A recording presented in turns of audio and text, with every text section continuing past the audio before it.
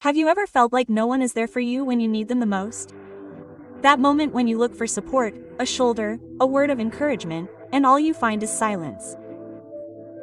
It's a painful void, an invisible wound that pierces you through the inside, because you rightly expect your family, friends, and the people closest to you to be there, but suddenly you discover that you're alone in the face of a huge problem, and that loneliness weighs more than any unspoken word.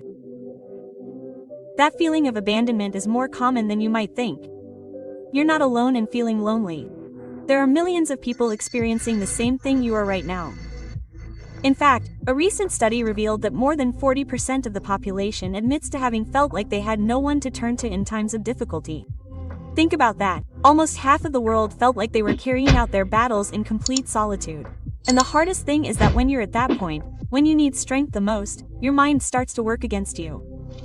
You doubt yourself, you think you can't do it, you feel like your strength is running out, and amidst that mental noise, you may even come to believe that it's not worth continuing to fight. It's a silent struggle, a battle that no one sees, but that consumes energy, hope, and motivation. And yet, I want to tell you something that may seem simple, but it is profoundly transformative. There is more power inside you than you can imagine. Before we continue, I want to propose something to you. It's simple, but I assure you it's valuable. I invite you to scroll down to the comments and write this sentence. I am strong and I will get ahead without anyone's help. You may be wondering, why do something like that? What's the point of writing a sentence in the comments? The answer is simple, because when you write those words, you're not just saying them, you're planting them in your mind, you're sending a clear signal to your brain, you're performing a small symbolic act that can be the first step towards a more profound change.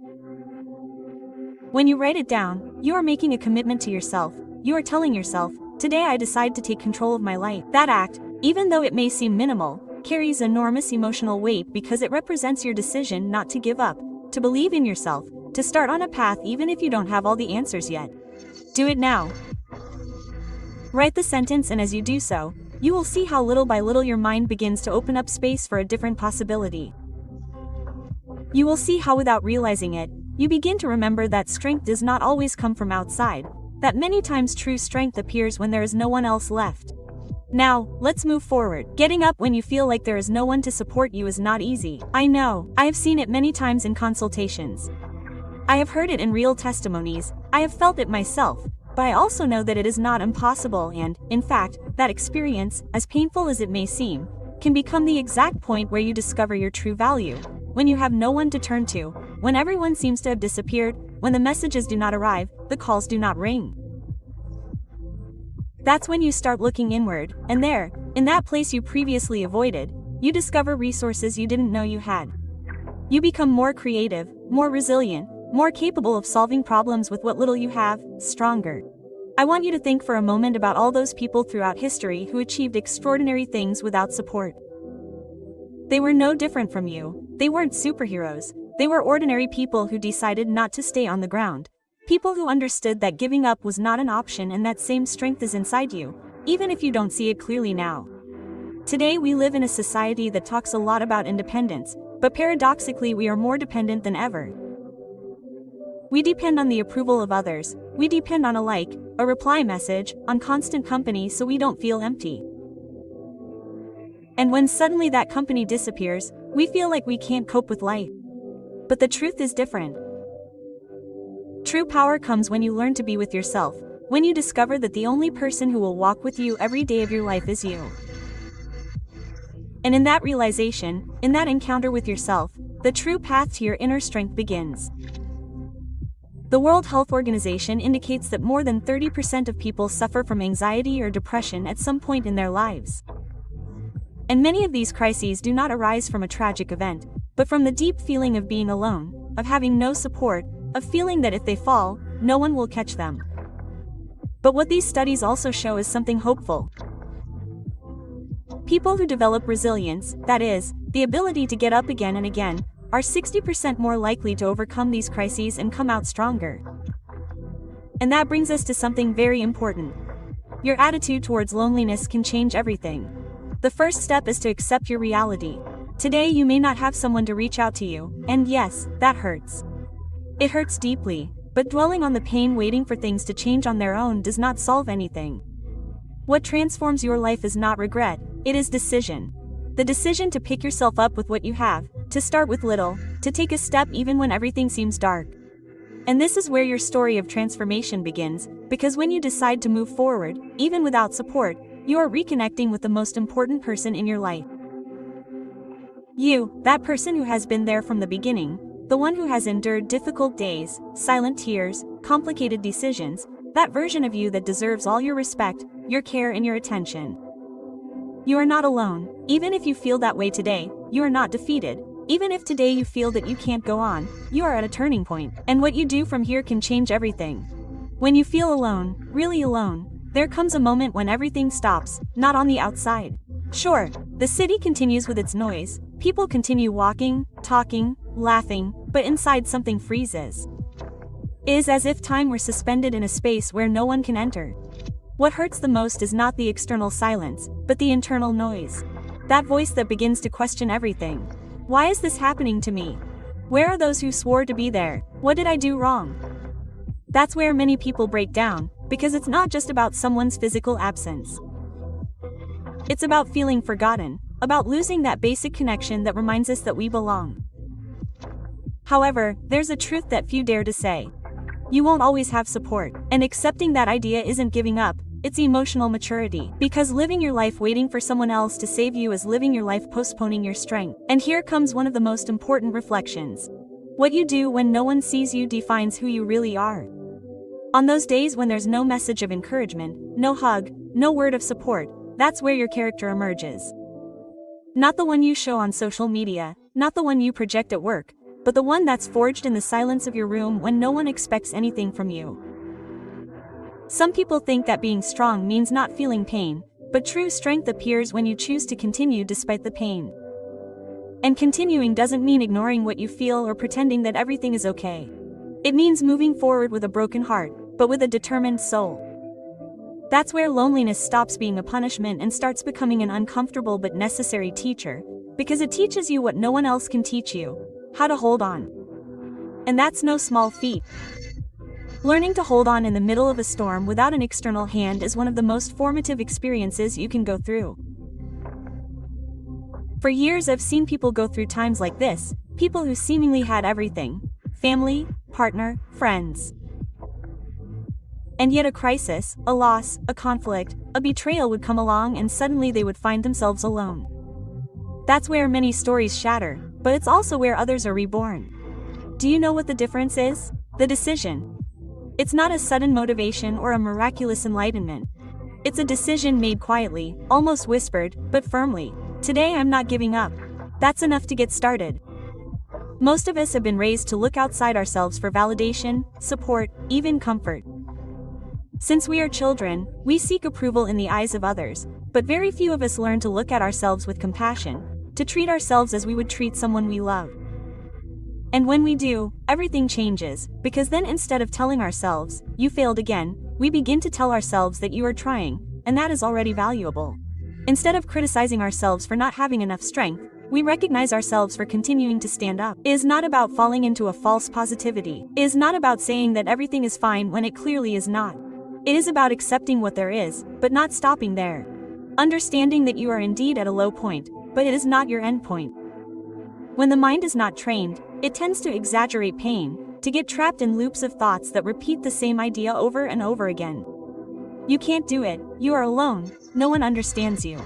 And if you do nothing, that idea becomes a belief, and that belief defines your decisions. That is why this moment is crucial. When you have no one to turn to, when your surroundings are unresponsive, you have a choice. To become that support yourself, to be the one who listens to you, the one who understands you, the one who lifts you up. And that is not weakness, it is emotional responsibility. And here I want you to stop for a second, to observe yourself without judgment, without demands. Just look at yourself honestly. You are here listening to these words, breathing, feeling. And if you have made it this far, it is because there is a part of you that has not yet given up. That is the part that you must take care of, because that is where your future lives. Not in external circumstances, not in the broken promises of others, not in what they did to you. Your future begins in that small part of you that still believes, even a little, that it is possible to rebuild yourself. And it is, but you need to do more than just listen to this message. You need to take action, Not with grand gestures, not with drastic changes. Start with the basics. Start by choosing how you are going to talk to yourself today. What words you are going to allow in your mind. What ideas you are going to feed. Most people fall not because of loneliness itself, but because of what they tell themselves in that loneliness. But you can choose differently. You can be the change you've been waiting for to come from outside. You don't have to have all the answers now. You just need to decide not to give up today. And if tomorrow hurts again, decide the same thing. That's how resilience is built, not in a heroic moment, but in the repetition of small acts of self-love. Remember this: your worth is not measured by who accompanies you, but by how you decide to continue when you're alone. There comes a time in life when everything you've learned seems not enough. The phrases that used to comfort you lose their weight. The advice that used to work no longer has the same effect, and the certainties that held your world together begin to falter. It's there, right at that crossroads, where you start to see yourself in a different light. No longer from the image you've built for others, but from that more real, more naked, more vulnerable version of someone who's simply trying to keep going. And when the noise from outside disappears, what remains is your own reflection. And for many, facing themselves is more challenging than any external abandonment, because sometimes it's not the other person who fails us. It's we ourselves who have neglected, relegated, or even betrayed ourselves by silencing ourselves for so long. In those days of emotional silence, when it seems like everything is on pause, you begin to notice things that previously went unnoticed. Your body, for example, how it responds to discouragement, the way you get out of bed, the thoughts that visit you when you wake up, the tone in which you speak to yourself when no one is listening, and then you understand. Getting up without help is not just an external decision, it's an internal reconstruction, because no one can give you an emotional structure if you're not willing to sustain it from within. No one can motivate you permanently if you yourself don't learn to generate that drive. And it's not about becoming self-sufficient to the point of isolation, it's about letting go of your emotional dependence on recognition, validation, or companionship to feel worthy of continuing. At this point, I want to share an idea that may feel uncomfortable but is profoundly liberating. You don't have to wait until you feel good to start taking action. Many people put off important decisions because they think they have to wait until they have clarity, energy, or motivation. But the truth is, action doesn't come after encouragement. Encouragement comes after action. When you take action, even in small steps, you're changing your body's chemistry, you're sending new signals to your brain, you're breaking automatic patterns that only lead to stagnation, and you don't need to have everything figured out to get started.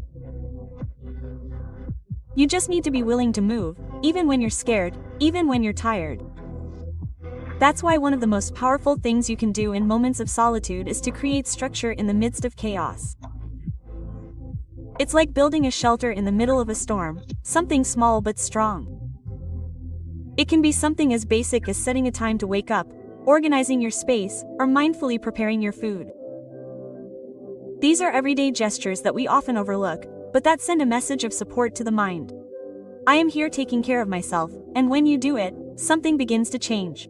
Not immediately, not like a magical turn, but like a silent transformation. Little by little, you begin to feel that you are taking back the reins, that not all is lost, that you can still build a routine that sustains you, even if the outside world does not. That is one of the most valuable lessons in this process. Supporting yourself is not an act of selfishness, it is an act of emotional survival. Because in a world where everyone is running, where everyone is busy, where even those who love you have their own battles, expecting someone to constantly carry you only multiplies your frustration. Then you begin to understand something fundamental. You are your best refuge and also your greatest possibility of reconstruction.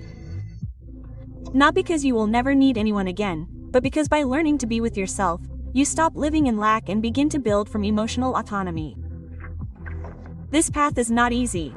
There will be days when you want to go back, when your drive becomes clouded, when everything seems monotonous, when your mind tells you that nothing makes sense, but it is precisely on those days that what you do has the most value, because you do it without applause, you do it without company, you do it for yourself, and that, although you do not see it now, is one of the purest forms of self-love that exists. Do you know what the most curious thing is? That when you begin to truly support yourself, without needing to prove anything, without demands, without masks, oh, the world notices. The energy you project changes, the way you relate to others changes, the way you walk through life changes because you have stopped looking outside for what you now know how to generate inside, and as a consequence, the relationships that come after that process are different. You no longer choose from a place of need, but from a place of fulfillment. You no longer ask for company to fill gaps, but to share from a place of abundance. And that transforms not only your relationships, but your way of inhabiting the world. But to get there, something very important is needed. Dare to be with yourself, not as a punishment, but as an opportunity.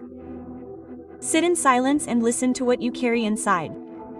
Stop running away from your thoughts, look at yourself honestly, ask yourself bravely, what do I need from myself today? And above all, give yourself sincere answers, because many times we are not sad because we are alone, we are sad because we do not know how to be with ourselves. So do not be afraid of that moment, take advantage of it, because deep down, being alone for a while is not a condemnation, it is a possibility, a door that opens so that you can look at yourself without noise, without external expectations, just you, with yourself. And when you learn to inhabit that space, loneliness stops hurting as it used to, not because it disappears, but because it no longer dominates you, because now you choose what to do with it. And that may be true freedom. There are days when nothing extraordinary happens, no important news, no event that marks a before and after. Everything seems the same environment, the same routine, the same silence, but it is precisely on those days when, without you realizing it, something begins to form inside you, something small but real, a simple gesture, a decision, a different thought. And although from the outside no one notices it, you feel it, something is moving. When you learn to sustain yourself without support, you begin to notice that the essential thing is no longer in what is missing, but in what you decide to build with what you have. And that marks a turning point, not because life suddenly becomes easier, but because your perspective begins to be different. That is where a new type of commitment begins to take shape, one that does not depend on motivation or the mood of the moment, or even the immediate result.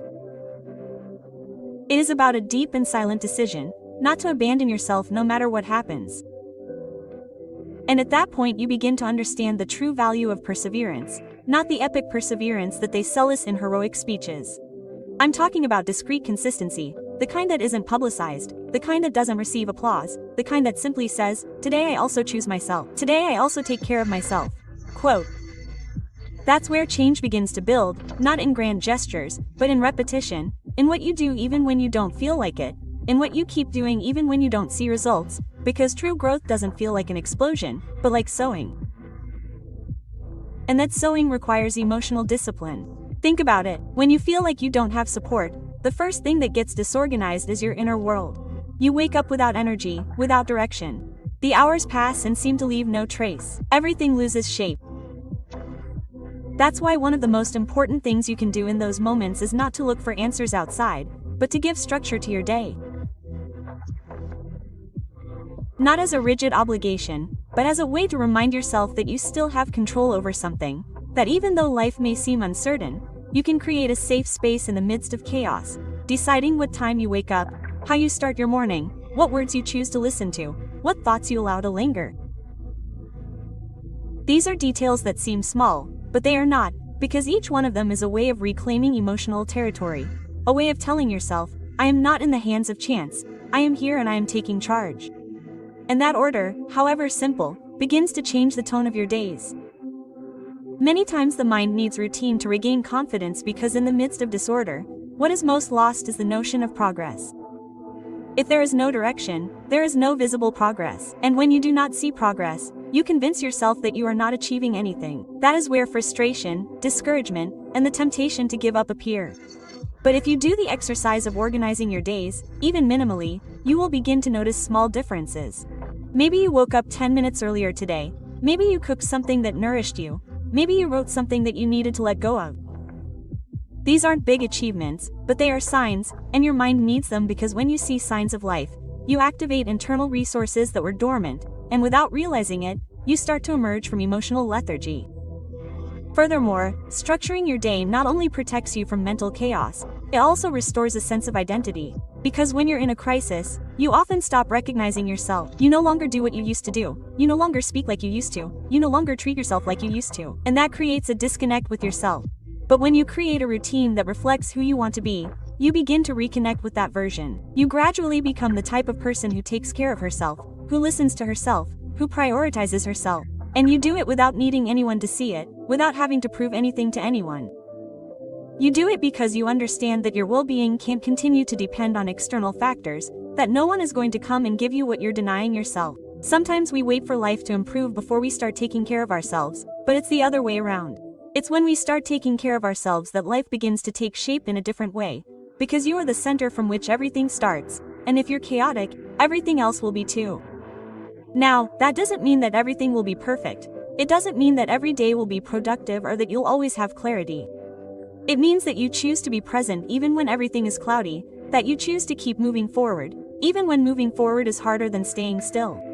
And that, even though it's not visible, is a form of courage, because getting up when everything is going well is easy, but getting up when no one expects you to, when no one is watching, when you don't have a clear reason, that requires courage. A silent courage that doesn't need witnesses, a courage that comes from the deep desire not to give up on yourself. So if you're at a point where you feel like everything has lost meaning, where your day-to-day life is slipping through your fingers, start with the simplest thing: structure. Not to demand more of yourself, not to be accountable to anyone, just to remind yourself that your life still belongs to you. Set a time to wake up. Choose one small action to start your day with presence. Decide what you will and will not allow to enter your mind and repeat it tomorrow, the day after, and the week after. At first, it may seem like nothing will change, but I promise you this. Over time, those small acts of commitment become roots, and roots hold you in place, even when the wind blows hard. There's a voice that always travels with you. It doesn't matter if you're alone or surrounded by people. It doesn't matter if it's day or night, if you're standing or on the ground. That voice is there. Sometimes it whispers, sometimes it shouts, sometimes it comforts, many times it cries. It's your inner voice, and even if no one else hears it, it has immense power. It can lift you up or slowly destroy you. And we're not talking about magic or empty phrases. We're talking about how the language you use with yourself shapes the way you live day after day. It doesn't matter how orderly your environment is or how many routines you've implemented. If your mind becomes a constant enemy, sooner or later everything will fall apart again. That silent conversation you have with yourself is a construction that has taken years to form. It feeds on what you've been told, what you've experienced, what you've interpreted as truth. And the worst thing is that many times we repeat phrases that don't even belong to us. I'm not enough, I do everything wrong. They're sure to abandon me. No matter what I do, it's never enough. Words that stuck like labels, and you repeat them so much that you end up believing them as if they were absolute. But they're not. And here lies one of the most important turning points in any reconstruction process. Understanding that you can change your internal dialogue, even if you've been listening to the opposite for years, because that voice is not a destiny, it's a mental habit, and like any habit, it can be transformed. Now, this doesn't mean you're going to go from negative thoughts to artificial joy overnight. It's not about faking optimism or forcing yourself to repeat phrases that you don't feel. That doesn't work. What does work is starting with something simpler, more real, more human. Questioning your internal narrative. When you think, I can't, take a moment and ask yourself, is it true that I can't, or is it that I've never tried from another place? When you say, no one loves me, come back to yourself. I'm looking for love in places it's never been. When you feel like you're worthless, be quiet and think, what have I done for myself in the last few days that confirms that idea? Most of the automatic thoughts we have aren't facts, they're interpretations. They're opinions formed out of fear, frustration, or exhaustion. And if you don't check them, they become an emotional prison. But if you question them, if you observe them carefully, they stop having so much power. It's like turning on a light in a dark room. The fear is still there, yes, but it no longer dominates the entire space. And this is key. You can't transform your life if your mind keeps repeating the same script every day. So where do you start? With small decisions that have a big impact. For example, consciously choosing which words you're going to allow into your mind in the morning. It's not about waking up jumping out of bed in euphoria, but about telling yourself something that won't sabotage you from the very first moment. It could be as simple as, today I'm going to try again, or today I deserve to treat myself with respect. And repeating it not just once, but several times, because the mind isn't reprogrammed with an isolated phrase, it's reprogrammed with emotional repetition. That is, with words loaded with intention that connect you with a true emotion. It doesn't matter if at first they sound foreign, over time, they start to feel more like yours. And the most surprising thing is that this subtle change begins to generate others. When you speak to yourself with more compassion, you treat yourself better. When you treat yourself better, you make better choices. And when you make better choices, your reality begins to be organized from the inside out. Furthermore, there is something profoundly healing in learning to be your own ally. Not from a place of demand, but from a place of respect, not from the pressure of being perfect, but from the commitment to not mistreat yourself anymore, because the weight of the world is already enough without you being another burden on your shoulders. And no, it is not easy, no one says so. There will be days when that negative voice wants to win, when your whole body screams that you can't take it anymore. But if in the midst of that chaos you manage to remember a single phrase that brings you back to yourself, you will have taken a giant step. That is why today I propose something simple and profound. Choose your words as if you were your own best friend, because in moments of darkness you do not need a judge inside you. You need a companion, a voice that tells you, I know you're tired, but you're not defeated. I know it hurts, but it doesn't end here. I know you've made mistakes, but you're still worthy of moving forward. Quote, and if you haven't heard that voice before, be the one to say it. Do it for yourself, because everything else, decisions, actions, even results are directly connected to that voice you hear when you turn off the light and everything falls silent. Don't underestimate its power, because if you learn to transform it, you'll be changing the way you sustain yourself on the most difficult days, and then, even in solitude, you'll never feel completely alone again. There comes a moment when thinking is no longer enough, when reflections, no matter how intense, are no longer enough to sustain you. And that's when you understand that change doesn't happen inside your mind, but in what you do with it. Thinking differently is important, yes, but acting differently, that's what really transforms your life, because you can talk to yourself better, you can understand your emotions, you can clearly know what you need, but if you don't translate it into visible actions, the emptiness remains, not because you haven't learned, but because the body needs physical evidence that something is changing. The next step then is to get moving again. I don't just mean walking or exercising. I'm talking about getting out of a passive state, re-establishing the link between thought and action, giving your body the message that you are present, that you are available to move forward, even if it is with clumsy steps, even if you don't yet know exactly where you are going. Many times when someone feels that they are on the verge of collapse, what they need is not a grand solution, nor a definitive answer, nor a deep conversation. What they need is to re-inhabit their body with consciousness, to remind the nervous system that it is still here, that it is still alive. And that starts by moving. In practice, it is simpler than it seems. You don't need a gym, nor a perfect routine, nor a 30-day plan. All you need to do is move for 20 minutes, walk, breathe with intention, stretch, dance without meaning, go out in the sun even if you don't have time to feel good. You want to. It's not about doing it right, it's about doing it, about sending a signal to your brain. I'm not stuck, I'm still moving. Because emotion follows movement. Multiple studies in neuroscience show this. When the body takes action, even with minimal effort, neurotransmitters such as dopamine and serotonin are activated. These chemicals not only give you encouragement, they restore mental clarity, take you out of the loop of repetitive thoughts, and help you make better decisions. Moving your body is often the first step to getting out of the emotional labyrinth, but there's something even more important.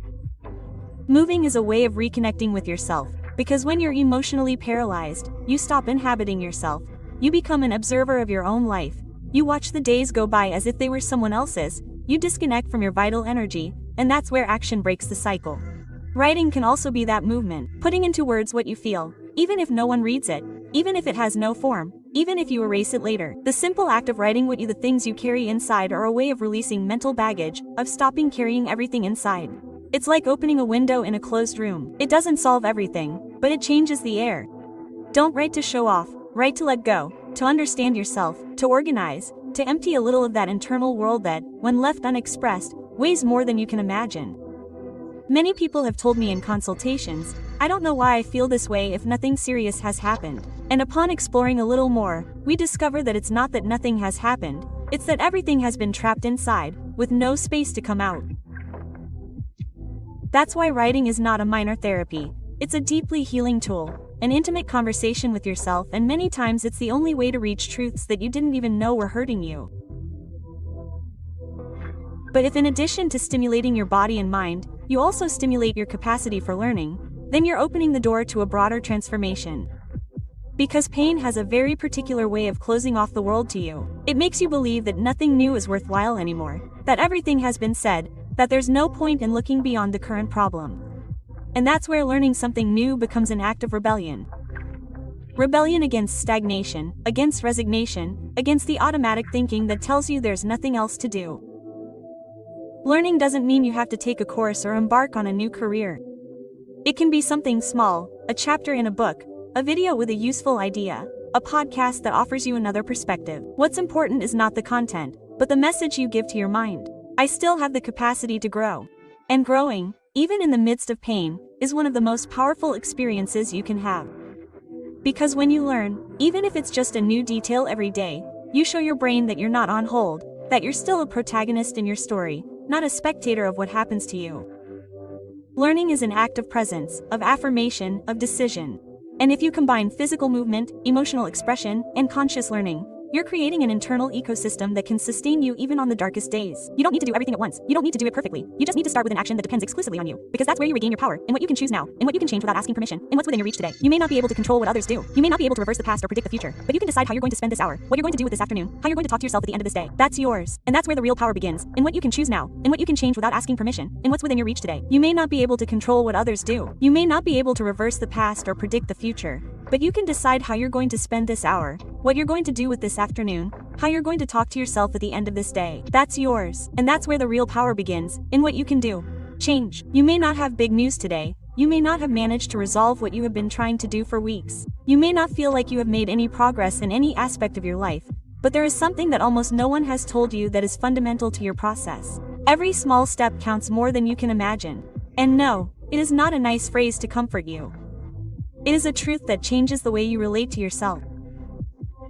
Because when you go through hard times, when life leaves you without company or clear direction, you get used to looking at your days from a perspective of lack, of what you did not do, of what you lack, of what you have not yet achieved. And then, without realizing it, you begin to build an identity based on inadequacy. You tell yourself internally that you are always behind, that you are not doing enough, that no matter how hard you try, nothing changes. And this narrative wears you down more than any real obstacle. That is why it is urgent and deeply healing to learn to value each small victory.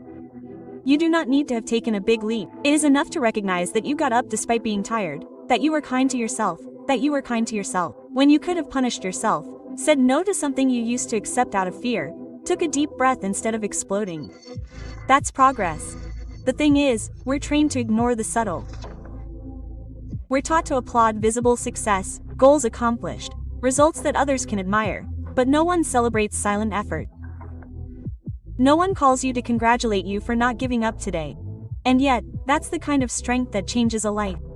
Acknowledging your accomplishments isn't an act of vanity, it's an act of connection. Because every time you congratulate yourself honestly, you're telling yourself, I see you, I'm with you, I value what you do, even if no one else notices. And that gesture, although invisible to the world, strengthens your self-esteem in a way that no external recognition can achieve. Science confirms it. Several studies in positive psychology have shown that people who practice the habit of recognizing their daily progress, no matter how small, develop a greater perception of personal efficacy, increase their internal motivation, and reduce anxiety levels. Why? Because when you recognize your effort, your mind interprets that you are moving forward, and feeling progress activates resources of energy and persistence. However, there is an important nuance. It is not about faking achievements that you do not feel. It is not about turning each gesture into a superficial motivational show. It is quite the opposite. It is about seeing more deeply what you previously ignored, of giving real value to what you previously considered insignificant. Because there is nothing small about moving forward when everything inside you is asking you to stop. There is nothing insignificant about standing up when there were no arms to hold you up. There is no trivial gesture when it is born of a will that struggles not to fade away. And perhaps today you need to hear it clearly. You have done more than you think. You have survived days where there was no light. You have walked with a broken heart. You have kept breathing when everything hurt. And if you are here listening to these words, it is because there is a part of you that continues to bet on life. You must nourish that part, not with empty promises, but with the authentic recognition of what you are building day by day. Do it as an intimate ritual, not to publish it, not to prove anything, but to consolidate a relationship with yourself that no longer depends on external validation. You can write it down, say it out loud, think about it with intention before going to sleep. The important thing is that you do not ignore it, that you do not continue believing that the value of your actions depends on their size or visible impact, because it is not like that. Your reconstruction will not be a straight line. There will be days of progress and others of regression. There will be moments of clarity and others of absolute confusion. But if you are able to look at each day with honest eyes, you will always find something worth being grateful for. And thanking yourself is also part of the process, because many times you have waited for others to recognize your effort, that they value your dedication, that they notice your evolution. But maybe it's not about that anymore. Maybe it's time for you to be the one who applauds yourself for still being here. Try it today. Before going to sleep, review your day looking for a single gesture that deserves to be recognized. No matter how small, choose one and celebrate it. Not as a superficial reward, but as a conscious act of respect for your process. Over time, this habit creates a new type of strength. The strength that comes from silent self-respect. The strength of someone who doesn't expect to be seen, but has learned to look at themselves with love. Of someone who doesn't need permission to feel worthy, because they've made their dignity a daily practice. And if you get to that point, it won't matter how lonely you feel, because you'll have built something that no one can take away from you. A connection with yourself that accompanies you at all times, and that, although it may not seem like it, changes everything. There's a detail that goes unnoticed when you're going through a moment of loneliness or emotional emptiness, and it's not a thought, or an emotion, or a pending conversation. It's something more subtle, but it influences how you feel every day, even without you noticing it, your physical environment. The way your space is organized often reflects how your inner world is. And vice versa. When your mind is saturated, when emotions overcome you, the first thing that breaks, often without you realizing it, is external order. You stop making the bed, you leave clothes where they fall, dishes accumulate, unfinished things, objects out of place, and little by little that disorder begins to have its own voice. It becomes a silent mirror that tells you over and over again that something inside you is out of whack. And of course, from there it is more difficult to get up because external chaos feeds internal chaos and everything becomes heavier, slower, more frustrating. It is not about perfectionism or maintaining a magazine-style house. It is about understanding that your environment is also part of your emotional system, that your body inhabits a space and that space is constantly speaking to it. That is why one of the most underestimated and, at the same time, most powerful steps to start getting up is to take control of your immediate environment. Not as an obligation, but as an act of dignity, of self-respect, of telling yourself, my well-being deserves a place that sustains it, and you don't need to make major transformations. There's no need to renovate anything, spend money, or seek external motivation. Just choose a corner, just one. That space where you spend the most time, where you think, where you sit, where you stop when you don't know what to do. Start there. Tidy up, breathe, get rid of what you no longer need. Clean that little space as if you were setting the stage for a different version of yourself, because that's what you're doing, creating the conditions for a new stage in your life to begin to manifest. And as you do so, notice how your energy changes, how your mind clears, how the internal weight lightens, because tidying up space is not a household chore. It's a therapeutic act, a symbolic ritual that tells your nervous system, we are not lost, we are rebuilding. Also, when you take care of your surroundings, you send a message that is very easy to forget in difficult times. Your life still matters. What surrounds you matters. What you see each day, what you touch, what you smell, what you hear, all form part of the language that your body uses to interpret how you are. Have you noticed how your breathing changes when you enter a tidy and light-filled space? Or how your body contracts when there is accumulation, dirt, darkness? That is no coincidence. Your environment affects you because you are a part of it.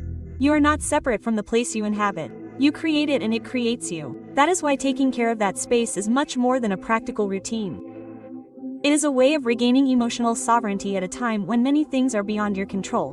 What others do, what does not happen, what is not yet resolved.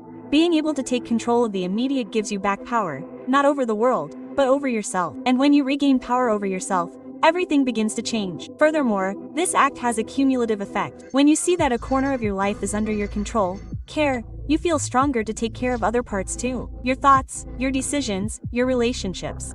It's like a small flame that ignites others, a chain of decisions that bring you back to you.